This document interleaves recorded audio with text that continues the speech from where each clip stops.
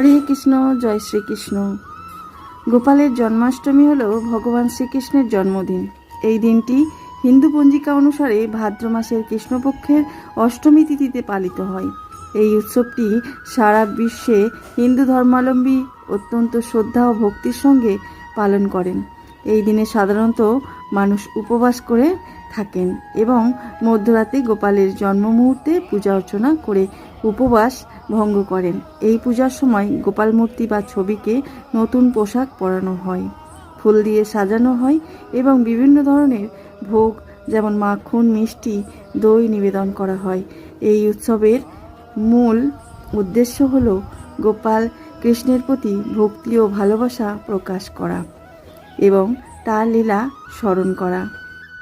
গোপাল বা গোপাল কৃষ্ণ হলেন হিন্দু ধর্মের একজন অত্যন্ত গুরুত্বপূর্ণ দেবতা, যাকে ভগবান শ্রীকৃষ্ণের শৈশব রূপ হিসাবে আমরা পুজো করে থাকি।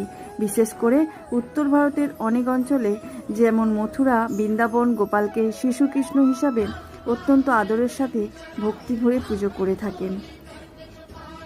জয় গোপু সোনার জয়, জয় শ্রীকৃষ্ণের।